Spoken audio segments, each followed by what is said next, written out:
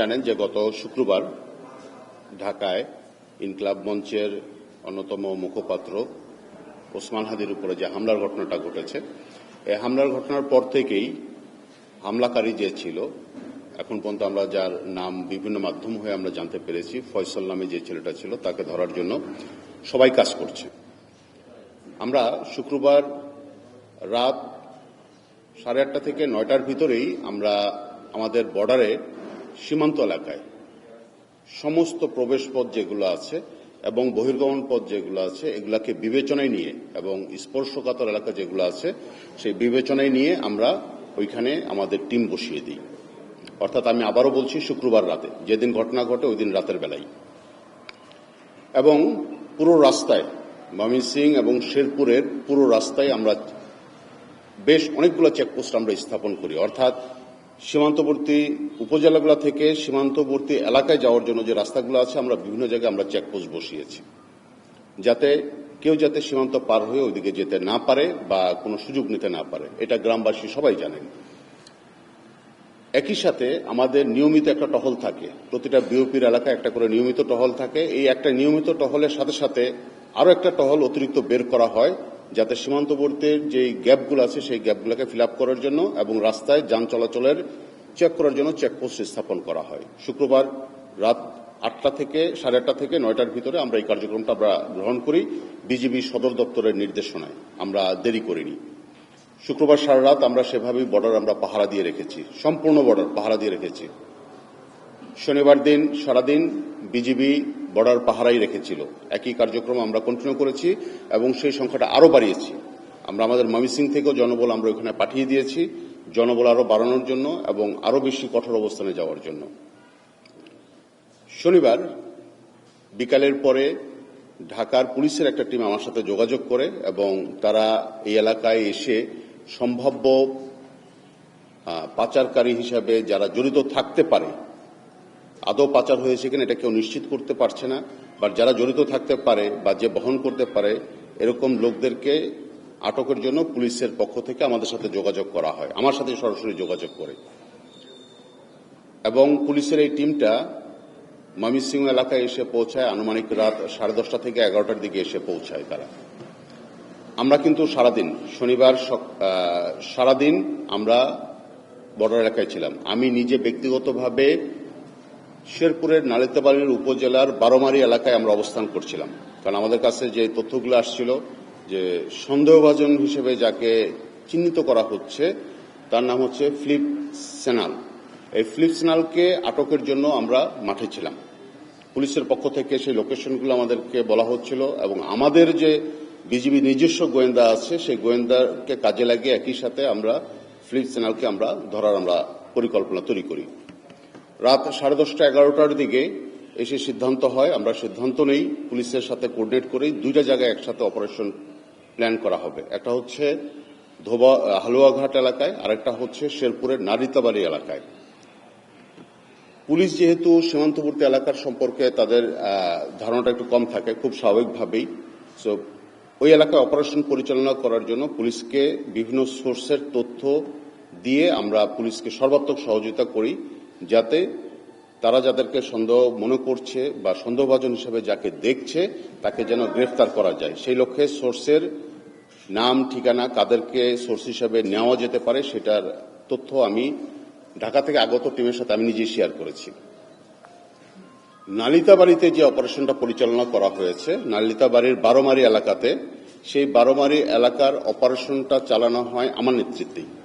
আমার সাথে পুলিশের ঢাকা থেকে আগত টিম ছিল এবং হালুয়াঘাট থানা হতে সার্কেল এসপির নেতৃত্বে পুলিশের টিম ছিল, নালিতাবাড়ি থানার পুলিশের সদস্য ছিল। অর্থাৎ ঢাকা হতে আগত পুলিশের টিম, হালুয়াঘাট থানার সার্কেল এসপির নেতৃত্বে একটা টিম এবং নালিতাবাড়ি থানার টিম আমার সাথে এসে যোগ দেয়। এর সাথে তো বিজিবি সদস্য ছিলই এবং ওই অপারেশনটা আমি নিজে নেতৃত্ব দিয়েছিলাম। ওইখানে আমরা আমাদের মূল টার্গেট ছিল হচ্ছে ফিলিপ সেনালকে ধরার জন্য, কারণ এখন পর্যন্ত যে তথ্যগুলো পাওয়া যাচ্ছিল যে যদি পারাপার করে থাকে বা যে গুঞ্জনটা শোনা যাচ্ছে এর সাথে ফিলিপ সেনাল জড়িত থাকার সম্ভাবনা সবচেয়ে বেশি।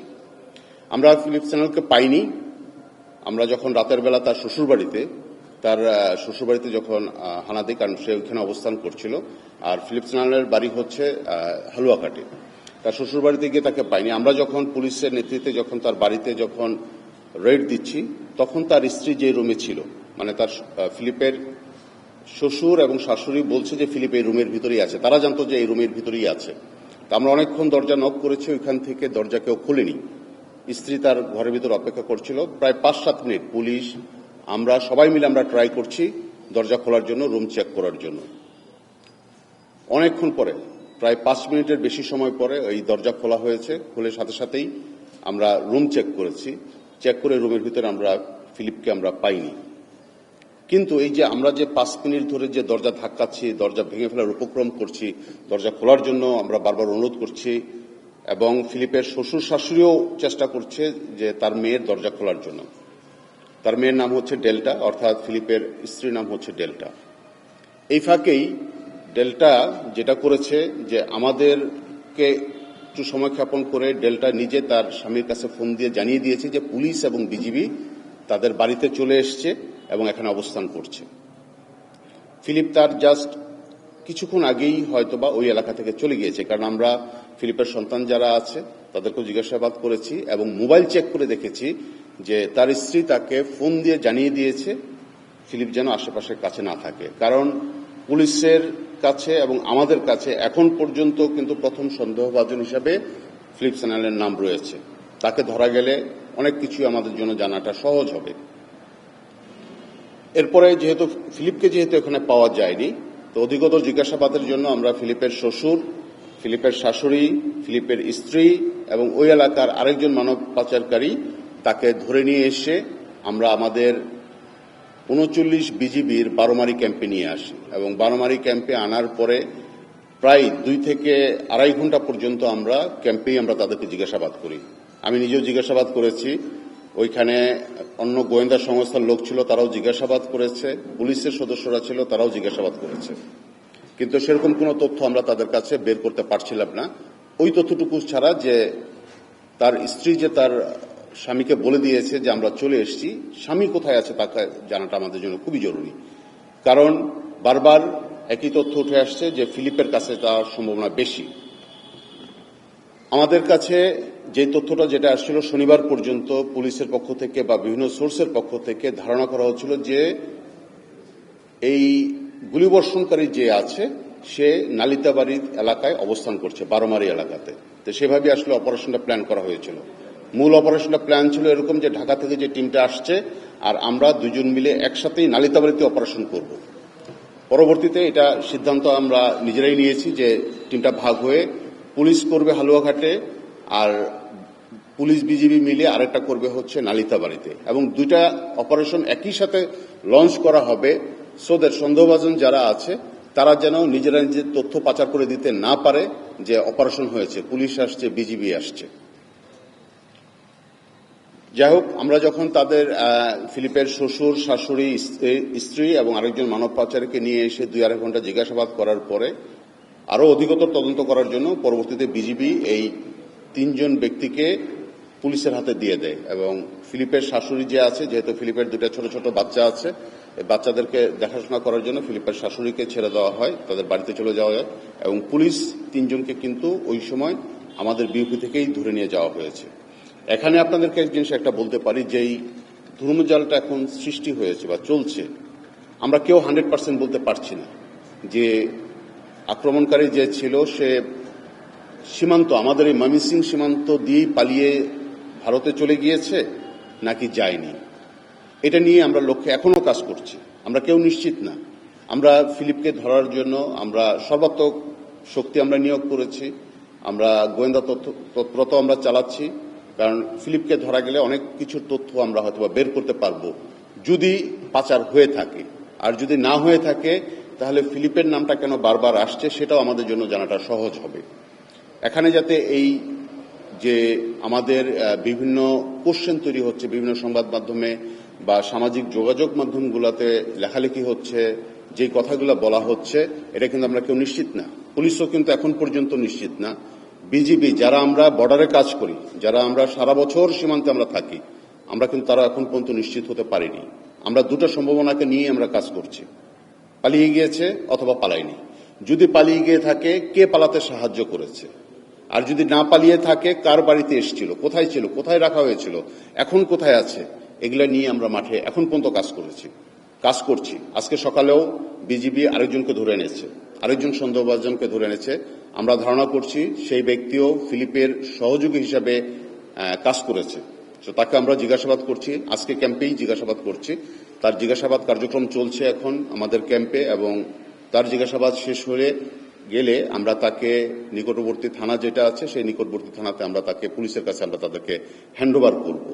এই জন্য আমরা আপনাদেরকে এতটুকু আমরা নিশ্চিত করতে চাই যে পুলিশ অপারেশন প্ল্যান করেছে কিন্তু শনিবার রাত 11টার পর থেকে, আর আমরা মাঠে অলরেডি বিজিবি সদর দপ্তরের নির্দেশনা মোতাবেক যেদিন ঘটনা ঘটেছে ওই দিন রাতে থেকেই আমরা মাঠে। আরেকটা জিনিস আপনাদের বলতে চাই, এই যে লোক ধরার ক্ষেত্রে সীমান্তবর্তী এলাকায় বাইরে থেকে যখন কোনো লোক আসে তখন স্থানীয় লোক যারা থাকে তাদের কিন্তু সন্দেহ হয় যে এই লোক কোথা থেকে এসছে।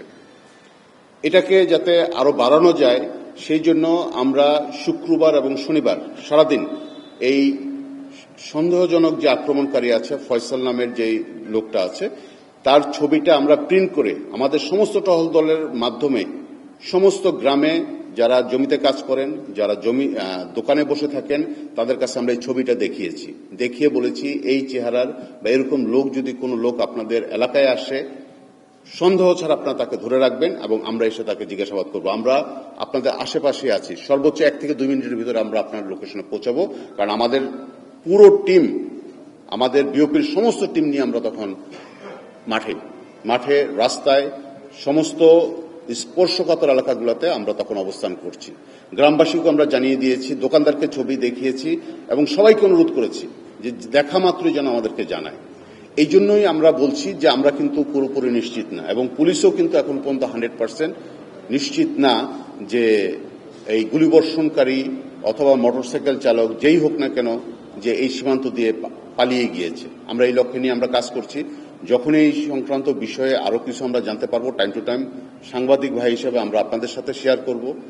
আমরা আপনাদেরকে অনুরোধ করব, আপনাদের নিজেদেরও যেহেতু অনেক সোর্স থাকে সীমান্তবর্তী এলাকাতে, তাদের মাধ্যমেও একটু খবর নেওয়ার জন্য, আরো বিস্তারিত খবর নেওয়ার জন্য।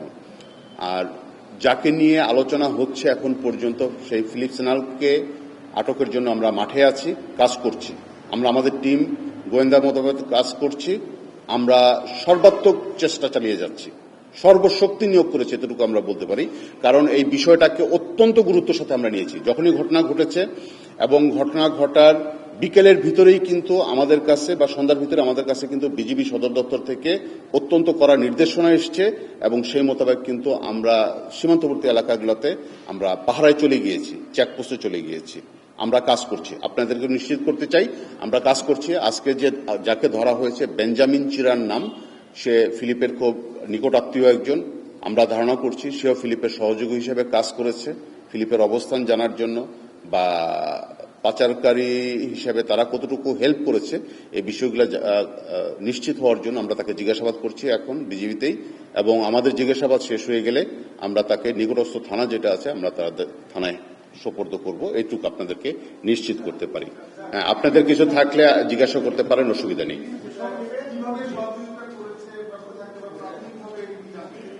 এটা বিভিন্নভাবে বিভিন্ন তথ্য এসছে। পুলিশের মাধ্যমে একটা তথ্য আমরা পেয়েছি, স্থানীয় সোর্স যারা আছে মূলত এই মানব পাচারকারীর সাথে কম বেশি যারা জড়িত থাকে তাদেরকে আমরা জানি যে কারা এটা করে, তাদের মাধ্যমেও আমরা যোগাযোগ করার চেষ্টা করেছি। তাদের পক্ষ থেকেও কিন্তু বিভিন্ন তথ্য এসছে এবং তাদের পক্ষ থেকে নিশ্চিত করেছে শনিবার সন্ধ্যা রাত 8টা পর্যন্ত তারা আমাদের কাছে নিশ্চিত করেছে যে এখন পর্যন্ত বর্ডার ক্রস করেনি। এটা হচ্ছে একজনের ভাষ্য। তারা অবস্থান করছে নালিতাবাড়ি এলাকাতে এবং ফিলিপ সেটা জানে। এই জন্যই আসলে ফিলিপের কথাটা বারবার এখানে উঠে আসতেছে। আবার এটাকে আমরা উড়িয়ে দিচ্ছি না যে এখনো আছে, আমরা কাজ করছি, এটা নিয়ে কাজ করছি। এই জন্যই ফিলিপ সেনাল যে ব্যক্তিটা আছে তার প্রসঙ্গটা বারবার উঠে আসতেছে এই একটা কারণে। কোথায় ছিল, কিভাবে আসছে, এর আগে যে তথ্যগুলো এসছে ধারাবাজারে এসেছিল, ওইখান থেকে মোটরসাইকেলে করে গিয়েছে, তারপর সীমান্ত পার হয়েছে, যদি হয়ে থাকে কোন দিকে, যেই কথাটা বলা হচ্ছে হালুয়াঘাটের ভুটিয়াপাড়া এলাকা দিয়ে, ওইখানে আমাদের অনেকগুলো বিএপি আছে এবং সবাই কিন্তু চেকপোস্ট ওইখানে বসিয়েছিল। এবং আমরা যেটা বলেছি যে আমাদের নিয়মিত যে টহলটা থাকে, একটা করে টহল থাকে, এই একটা টহলের অতিরিক্ত আরেকটা টহল আমরা তখন বাড়িয়ে দিই। বিশেষ পরিস্থিতি যখন তৈরি হয় তখন আমরা টহল বাড়িয়ে দিই এবং সম্ভাব্য রুট যেগুলো আছে সেগুলো আমরা আমাদের নজরদারির ভিতরে নিয়ে আসি। এটা আমরা জানার চেষ্টা করছি আমাদের। জি, আমরা প্রথম রাতে শনিবারে, এটাই আমি বলছি যে আমরা পুলিশ যখন আমাদের সাথে যৌথ অপারেশনের নামে তখন আমাদের দিক থেকে নালিতাবারের দিক থেকে বিজিবির মাধ্যমে 3 জনকে আমরা গ্রেপ্তার করি। আমাদের মূল টার্গেট ছিল হচ্ছে ফিলিপ। ফিলিপকে যে পাইনি, আমরা আক্রমণ রেড করেছিলাম, আমরা পাইনি। অপারেশনটা আরেকটু আগে করতে পারলে ভালো হতো, কারণ পুলিশের মূল টিমটা ঢাকা থেকে যেটা এসেছিল তাদের সীমান্তবর্তী এলাকায় পৌঁছাতে দেরি হয়েছিল। আমরা 3 জনকে জিজ্ঞাসাবাদের জন্য এনেছিলাম, 4 জনকে জিজ্ঞাসাবাদের জন্য এসেছিলাম। ফিলিপের শ্বশুর শাশুড়ি, তার স্ত্রী ডেল্টা চিরান এবং হচ্ছে আরেকজন মানব পাচারকারী হিসেবে এবং বালু ব্যবসার সাথে যারা জড়িত অবৈধভাবে শেরপুর এলাকার, সেই ব্যক্তিকে আমরা নিয়ে আসি। তার নাম হচ্ছে লেংমিনজা, এরকম সামথিং নাম। এদেরকে জিজ্ঞাসাবাদ করার পরে